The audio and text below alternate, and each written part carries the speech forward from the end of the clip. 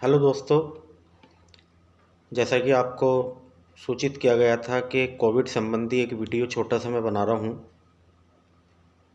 मैं कोई डॉक्टर नहीं हूँ, लेकिन जहाँ तक समाचार पत्रिकाओं से या यूट्यूब से जो भी जानकारी मुझे मिली है, वो जानकारी आप सभी के साथ एक जिम्मेदार नागरिक होने के नाते मैं साझा करना चाह रहा हूँ। और सभी की ये जिम्मेदारी भी है, जो पढ़े लिखे लोग हैं वो इन जानकारियों को एक दूसरे से साझा करें, क्योंकि हम सभी अपने जीवन के एक विकट संकट भरे समय से गुजर रहे हैं। तो बात करते हैं कोविड को लेके। जितने भी परिचित हैं, आसपास के लोग हैं, सभी ये पूछते हैं कि भाई ये बीमारी कब ख़त्म होगी, ये झंझट, ये बवाल कब ख़त्म होगा। तो उसका एक सीधा सा जवाब है कि अभी फ़िलहाल कई दशकों तक, यानी कि 10 साल, 20 साल या 50 साल तक भी ये बीमारी ख़त्म होने की स्थिति में नहीं है, जिसके कुछ वैज्ञानिक तथ्य भी हैं। WHO की भाषा में अगर हम बात करें तो किसी बीमारी को अगर पूरी दुनिया से आप ख़त्म करना चाहते हैं तो उसको इरेडिकेट करना होता है। इसको हम इरेडिकेशन बोलते हैं।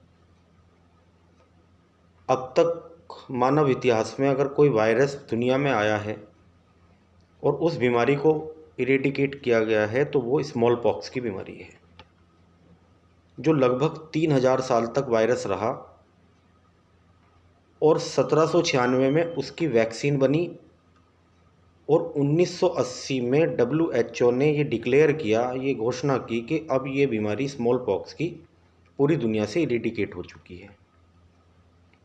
इसके अलावा और जो बीमारियां जो वायरस के थ्रू आई हैं वो हमारे साथ रहती हैं और उनको मेडिकल इंफ्रास्ट्रक्चर मैनेज कर लेता है।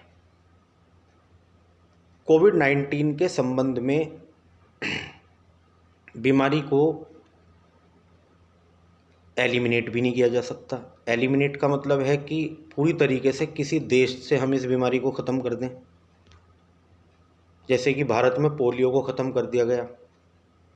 पोलियो में भी 1994 में वैक्सीन का अभियान शुरू हुआ और 2014 में WHO ने हमें ये सर्टिफिकेट दिया कि अब हम पोलियो फ्री कंट्री बन चुके हैं,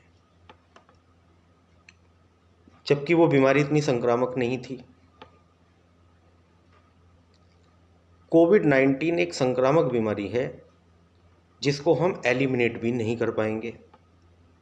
उसके लिए हमें क्या करना होगा, पूरी जो हमारी पॉपुलेशन है उसको वैक्सीनेट करना होगा। जल्दी से जल्दी हर्ड इम्यूनिटी तक पहुंचना होगा। एक वर्ड आप सुन भी रहे होंगे, हर्ड इम्यूनिटी का। तो जिसका HIT है, यानी कि हाईएस्ट इम्यून थ्रेशोल्ड,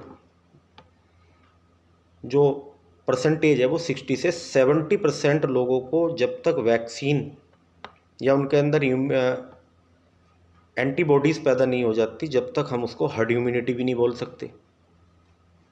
तो एलिमिनेशन में भी अभी पता नहीं कितने साल लगेंगे। तो किसी पेंडेमिक की एक स्थिति होती है एंडेमिक।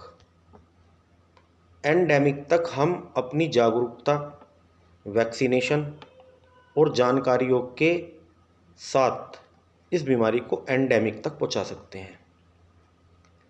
उसके लिए हमें क्या करना होगा? जैसे कि एंडेमिक हमारी किस स्थिति में है, जैसे कि टीबी की बीमारी है।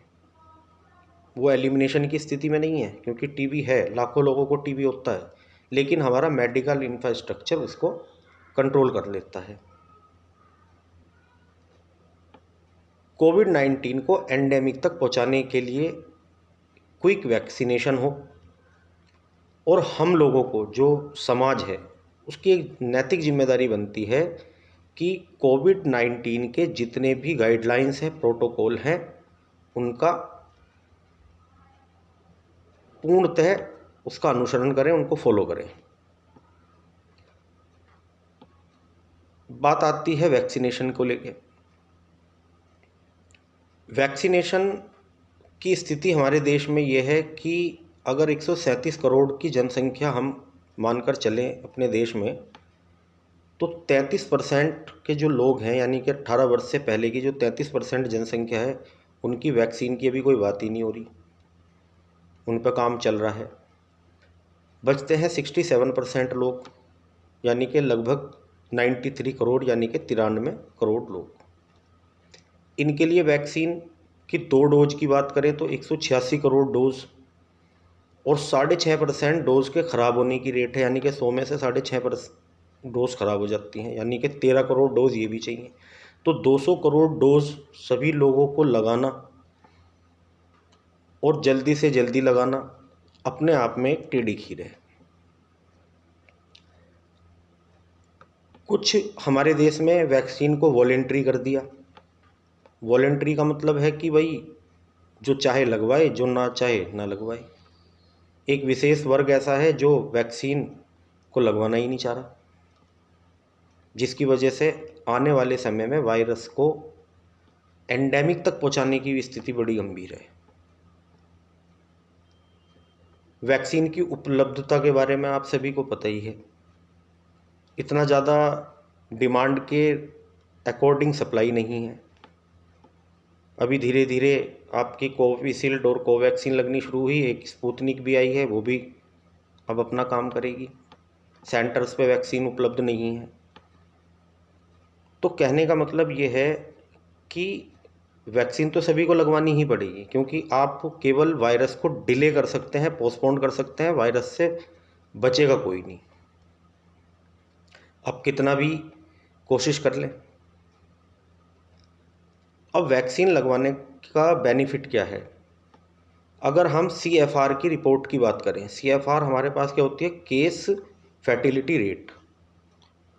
उनकी रिपोर्ट ये है कि अगर 10,000 लोगों को वैक्सीन लगती है तो उसमें से 3 या 4 लोगों को सीवियर इन्फेक्शन का खतरा है, जबकि अगर विदाउट वैक्सीन वाले लोगों का हम डाटा चेक करें तो 10,000 में से 7 या 8,000 लोगों को इन्फेक्शन का खतरा है अगर वैक्सीन ना लगवाएं तो।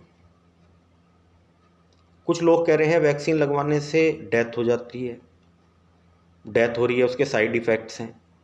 तो ये भ्रांतियाँ जो समाज में फैली हुई हैं, इसके लिए जानकारी होना बहुत ज़रूरी है। डेथ के लिए भी आप, अगर मैं डाटा की बात करूं कि पूरी तरीके से बात झूठ नहीं है, डेथ की भी बात यह है कि अगर हम बात करें AEFI जो एक संस्था है, जब आप रजिस्ट्रेशन करते हैं तो वहाँ पे AEFI का जिक्र है, नीचे लिंक दिया हुआ है, अगर आप उसकी रिपोर्ट देखेंगे तो वैक्सीन लगवाने के बाद 10 लाख में से 3 लोगों के मरने की संभावना है, और अगर आप वैक्सीन नहीं लगवाते हैं तो 10 लाख में 13,000 लोगों के मरने की संभावना है। तो वैक्सीन एक हेलमेट की तरह काम करती है। कोई भी हेलमेट की कंपनी या सीट बेल्ट गाड़ी की कंपनी, जो सीट बेल्ट वाली कंपनियां हैं, वो ये गारंटी नहीं लेती कि एक्सीडेंट होने के बाद बंदा मरेगा नहीं, लेकिन हाँ मरने की संभावना, उसकी डेथ होने की संभावना घट जाती है। तो वैक्सीन का बेनिफिट हमें ये है कि अगर हम वैक्सीन लगवाते हैं तो हमारे जो डेथ होने की जो प्रोबेबिलिटी है, पॉसिबिलिटी है, वो कम हो जाती है। अभी मैंने आंकड़ा आपको दिया ही है। सरकार को भी चाहिए कि प्रॉपर जीनोम सीक्वेंसिंग कराए वायरस का, क्योंकि वो म्यूटेट होता है, उसके नए नए वेरिएंट्स आते हैं। वो भी हमारा टारगेट अभी तक पूरा नहीं हो पाया। 5% की बात हुई थी, 5% केसेस की जीनोम सीक्वेंस होना था, लेकिन वो 1% हो पाया, क्विक वैक्सीनेशन नहीं हो पा रहा। तो सरकार को ये अपनी जिम्मेदारियां निभानी होंगी, और साथ में आम जनता की जिम्मेदारियां हैं कि पूरे ही कोविड का जो प्रोटोकॉल है, जब तक बीमारी एंडेमिक स्थिति में नहीं पहुंचती है, उसको पूरी तरीके से फॉलो करें, हल्के में बिल्कुल ना लें। दूसरा, आउटिंग्स ज़्यादा ना करें। हम सभी कोशिश करें ज़्यादा से ज़्यादा अवॉइड करें आउटिंग्स को। बाहर जाने की जो स्थिति है, बाहर की जीविका चलाने के लिए बाहर तो निकलना ही पड़ेगा, लेकिन फिर भी जितना हो सके उसको अवॉइड करें। ऐसा ना हो जैसे पहली लहर के बाद हम सभी इतना रिलैक्स हो गए कि सबने उछल कूदना शुरू कर दिया, और उसके बाद सेकंड लहर ने आपने देखा ही है क्या तबाही मचाई है इस देश में। तो ये हमारी भी जिम्मेदारी बनती है। इसके अलावा गलत सूचनाएं, भ्रांतियां ना फैलाएं समाज में। पेंडेमिक को इन्फोडेमिक ना बनने दें। पेंडेमिक से ज़्यादा इन्फोडेमिक खतरनाक है, उससे ज़्यादा नुकसान है कि आप सोचें नींबू डालने से कोरोना चला जाएगा, लहसुन प्याज पुदीना धनिया खाने से कोरोना चला जाएगा। उनके अपने इफ़ेक्ट हो सकते हैं, लेकिन कोई ये सोचता हो कि वो वायरस का इलाज है, वो पूरी तरीके से एक बचकानी बात है, बिल्कुल बकवास है, गलत है। एक दूसरे की हेल्प करें जितना हो सके, अपने से पॉजिटिवली सकारात्मक बात करें। यही इस वीडियो का टारगेट है कि